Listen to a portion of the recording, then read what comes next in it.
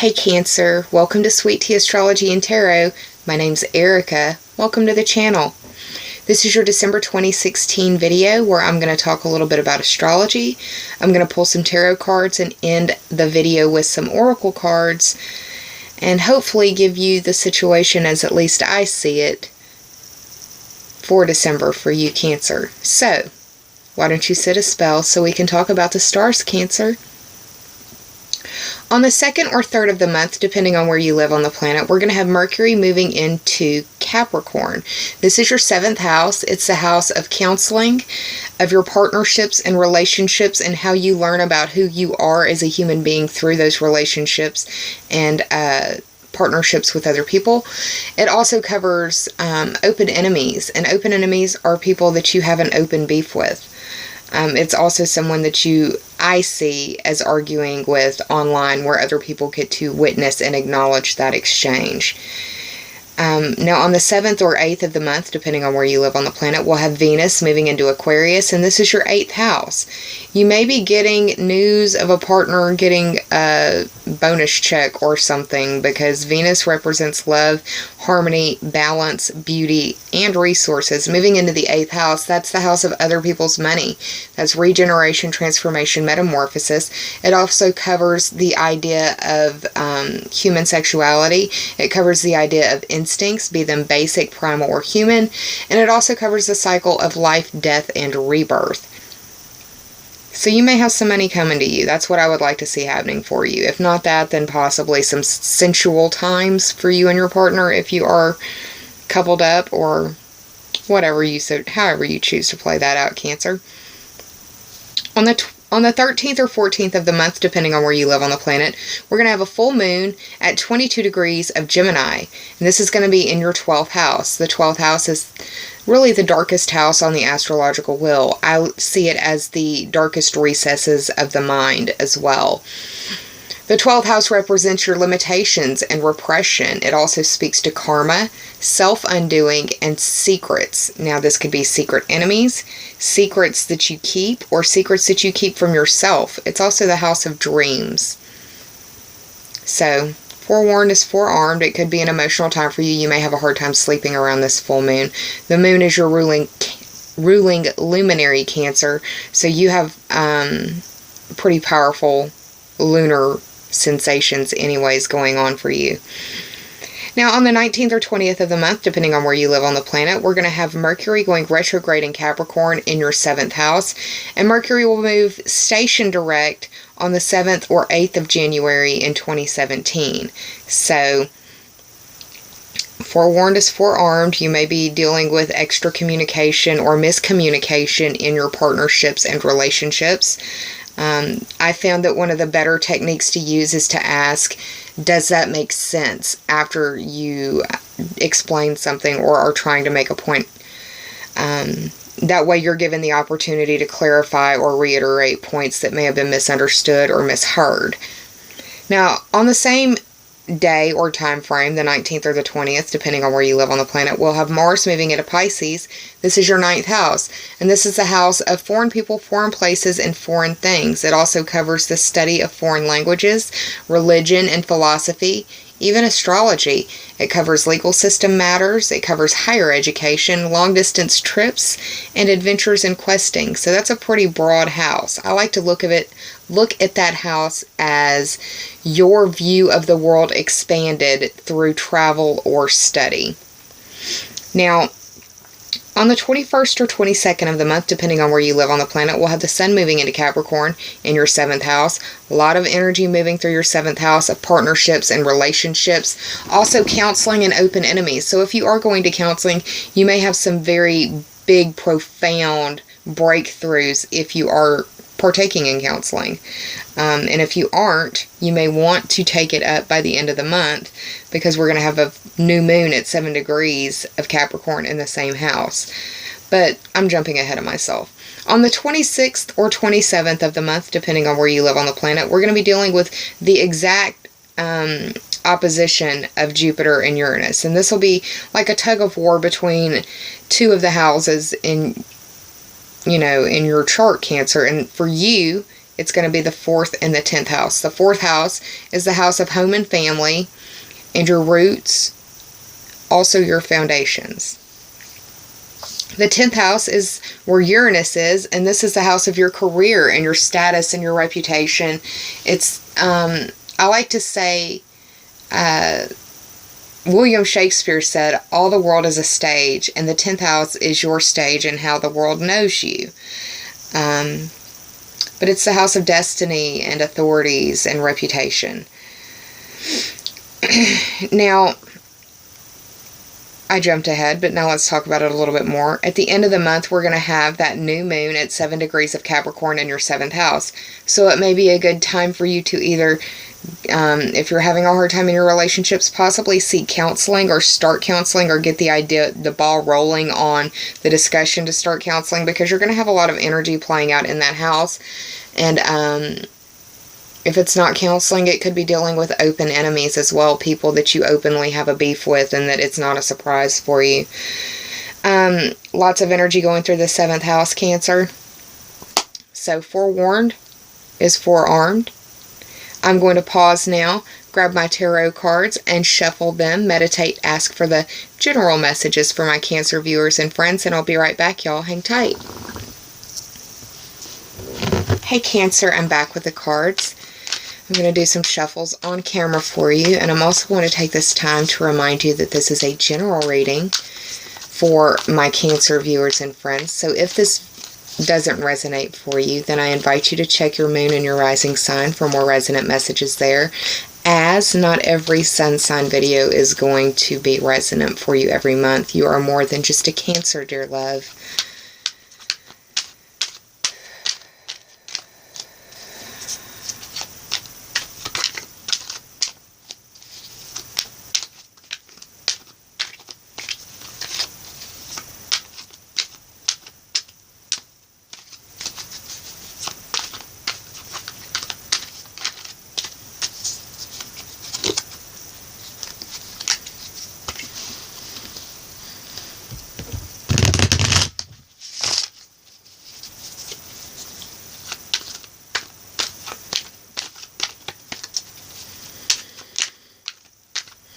Okay, Cancer, I'm going to cut the cards for you.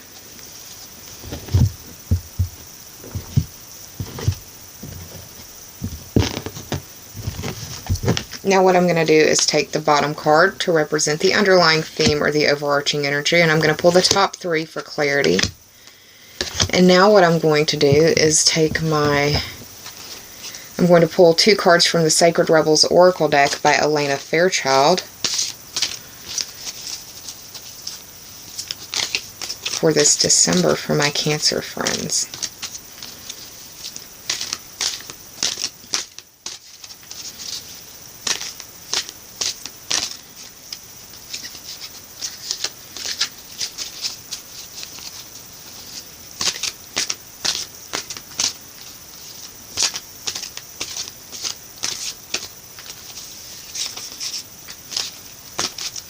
Okay, I'm going to cut for you.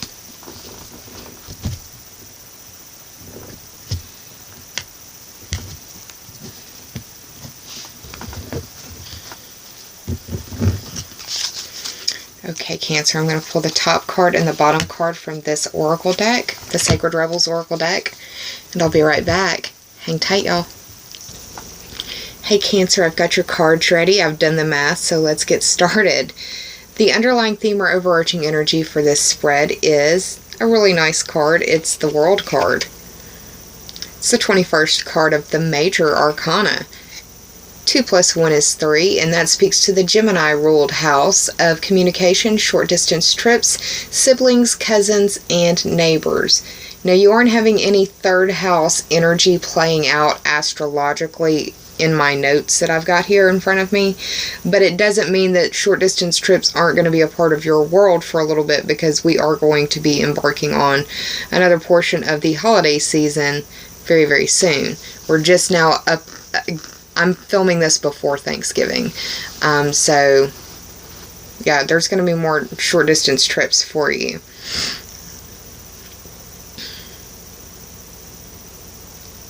When I see this card, I immediately think of the World Wide Web, and it's because of ideas coming from the four corners of the globe, and that it's just very interconnected. And back in the old days of the interwebs, they called it the World Wide Web. When the internet was in its infancy, I was a teenager. When people started getting internet at their houses, I was a teenager. So, yeah. Now, the World as a major arcana card is traditionally representative of the planet Saturn. Saturn right now is in Sagittarius. I'm not sure which house that plays out for you because I don't have that on my notes in front of me. But I know that I've talked about Saturn being in the placements before. So just dig through some of my older videos and you should hear about it. Especially during like the eclipses, I believe I probably would have really touched on that. But yeah, Saturn represents structure, and this could be, you know, the structure of government. It could be the structure of your home. It can be the structure of your body, like your bones as well. But this card as the universe represents peace and liberation. And it could be how you're feeling towards the end of the month. Or it could be like you're feeling the entire month could feel like it's peaceful, or like you've been liberated. Now, the first card that I pulled for you in the top 3 for clarity is the Star card, but it was in reverse. The Star represents Aquarius, and Venus will be moving into Aquarius on the 7th or 8th of the month. So that's going to be something that you may want to think about. The Star representing Aquarius. Aquarius is known for being inventive. It's known for being revolutionary, which, you know, revolution can bring liberation. So there's that. But this card represents, in the upright, it's being inspired and being happy, but in the reverse, it's like you're dealing with being blocked in some way, and you could be feeling unhappy or unfulfilled or not at peace.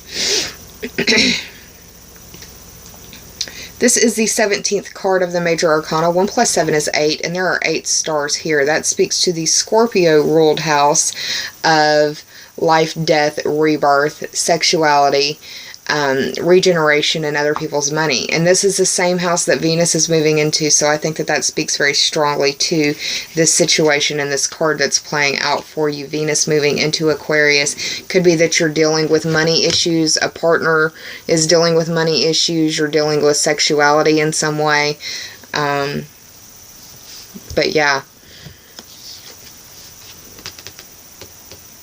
The second card that I pulled for you is another Major Arcana card, so it could feel very karmic for you in many ways. And you are having a full moon in your 12th house, which is the house of karma, mid-month. So it could be that this is playing out towards that event. The Empress, it's interesting, has the glyph of Venus right here, and we just got finished speaking about Venus moving into Aquarius. This card represents Aquarius in your 8th house. Now, the Empress is the 3rd card of the Major Arcana. The 3 represents the Gemini ruled house, and we're having that full moon in Gemini, of siblings, cousins, and neighbors, the people in your neighborhood, the people that are on the same level as you. It also covers communication and short distance trips. The Venus glyph stands out to me, like I said, because of Venus moving into Aquarius, once again your 8th house. But it also stands out because Venus rules 2 of the zodiac signs. She rules Taurus and Libra. So you may be involved with or dealing with somebody who has strong Taurian or Libran energy. Or they could just have a lot of that energy in their chart. The Empress, I see her as, well, I mean, she's representative of the planet Venus, and we've spoken enough about that. But this card represents, like, being in abundance and being at one with, like, the feminine mystique, not the feminine mystique, but, like, the feminine ideals. She is very much a producer, or being able to produce. She uses the things that she has that are either around her or the skills that she has to make her world and her life better. She's very productive. She's able to get things done. She's able to, I love to make up my own words, and I have my own vernacular, if you will. And when I see this card, especially if I'm reading for like one of my close friends, I would say she's very much got her PhD in pimprovisation, meaning that she could really stretch it all or make things work, and understands that sometimes you're going to have to struggle, and you got to, you got to do with what you've got. And she's very much able to do that. It's not that she doesn't like having, I mean, she would much rather have the nice stuff, don't get it twisted, but she's able to make do with what she's got, and she can make it work. The synchronicity is just unreal in this. So yeah, the final card, the third card in your top 3 for clarity, is the 8 of Pentacles upright. The 8, once again, representing the 8th house, where Venus is moving into at the beginning of December. And, Venus represents money, and the Pentacles represent money. Venus, yeah, a lot of synchronicity in this reading. I feel like you're probably dealing with either you or somebody very close to you that you share finances with, that you are possibly getting an argument over finances in some way. Somebody's spent too much, gone over budget, that sort of thing. The 8, the Scorpio ruled house of other people's money, sexuality, life, death, and rebirth. It also covers regeneration, transformation, and metamorphosis. And it doesn't have to be bad. You could be having money coming in and like, oh God, where did this come from? That sort of thing. But yeah, the Pentacles are Earth sign energy, and the Earth signs are Taurus, Virgo, and Capricorn. It's going to be a lot of Capricornian energy playing out. A lot of this stuff is happening for you in Capricorn, and all of that happens to be your 7th house. This card on its own, for me, in the Pentacles deck, or in the Pentacles suit, there's the 3 of Pentacles that looks like it's an apprentice card, where you have to have somebody looking over your shoulder to make sure that you're doing the right thing. This guy is a journeyman. He is able to do his own work. He's probably going to have to show this to someone else and get it approved before it can be used, or whatever the story is, however it works in your world. But this is someone who knows what they're doing enough to where they don't have to be watched, and they're getting it done. They're producing, much like the Empress card before it. The Pentacles also represent, it's not just money, it's resources. It's anything that you could expend on another living thing or situation. So it could be money, time, love, nurturing, the resources you have at hand. And you could just be thinking about your money and having your mind on your money because you've got bigger plans and you're not wanting it all just to be spent on the holidays, which is understandable. After the holidays are over, we have to go back to our everyday lives, and you don't want to be living for 3 months, ramen noodles because you were trying to have a blinged out Christmas. So, that's what I see there. I did the math total for these cards. It totaled up to 49. So 4 plus 9 is 13. 1 plus 3 is 4. And that speaks to the Cancer ruled house, that's you, of home and family, or your roots and foundations. So that's pretty interesting. It makes a lot of sense, and once again synchronistic, because you are a Cancer, or you're watching this for a Cancer, so it's definitely indicating a Cancer spread. Another 4 showed up for you in the Sacred Rebels Oracle deck. The first card that I pulled for you is the number 4 card, Against the Grain. Now, with the full moon occurring in the 12th house, I see this being you very much lost in your head or in your thoughts, probably feeling like your brain won't shut up. I can very much see a lot of Cancerians feeling that way, especially with it being a Gemini full moon, because each full moon has its own flavor peppered by the sign that it's in. Gemini, the twins, it's a lot of talking. The 4 represents the Cancerian ruled house of your foundations and your roots, your family, and your home. But this card, when I see this card, I think that it's a time for hydration, to watch your water intake and make sure that you're taking care of yourself in that manner. Also, water therapy like hot baths, showers, spa treatments, steam treatments, stuff like that would really benefit you as well right now. This card indicates that you need to be who you are and stand in your authentic truth, and to it's an invitation to honor your body through diet and exercise and even meditation. It's also an invitation to ground your body, either through those things that I talked about, diet, exercise, meditation, but also getting out in nature. This is also a card that acknowledges that you need to embrace your uniqueness, because it's what makes you unforgettable. It also invites you to be a catalyst for change through love.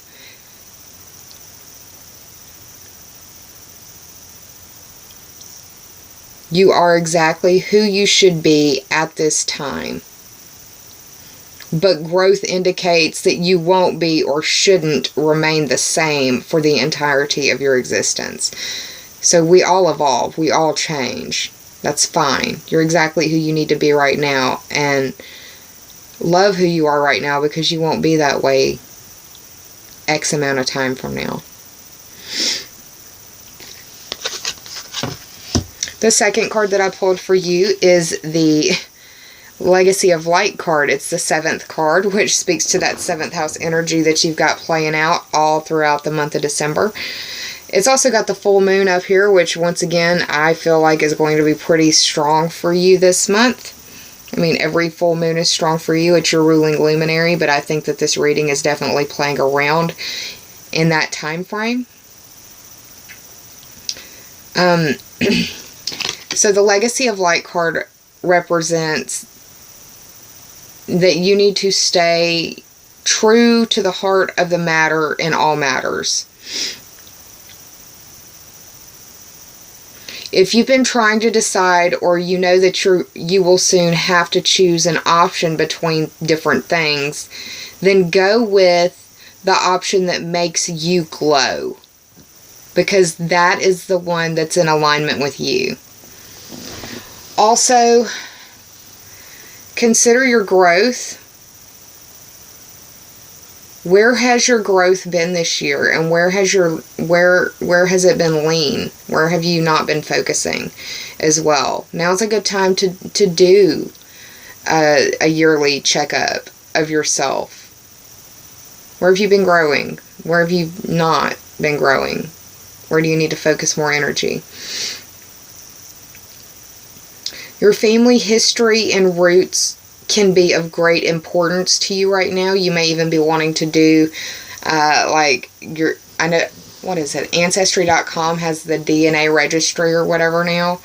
I know a lot of people that are doing that sort of stuff for Christmas as Christmas gifts. That may be something that you think about doing or have been thinking about, or maybe I'm planting seeds. Sorry, I'm not trying to put an advertisement out there for Ancestry.com. I'm not sponsored in any way.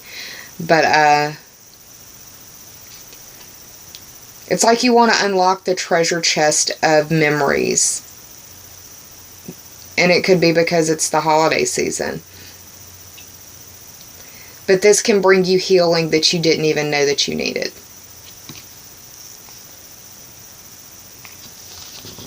So Cancer, that's what I see what's going on for you for December. I'll be back closer to the full moon to pull a mid-month reading for you with a few extra cards, a little bit more in-depth information as well.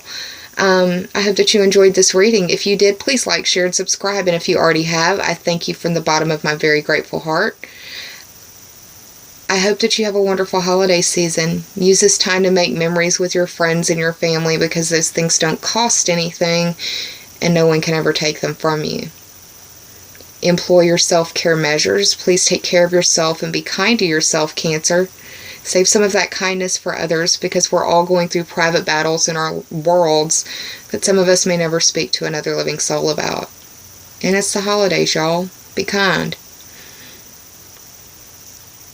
I hope that you're well. I hope that you take care of yourselves. And I hope to see you back mid-month for my second December video. But until then, happy holidays, y'all. Namaste. And bye, Cancer.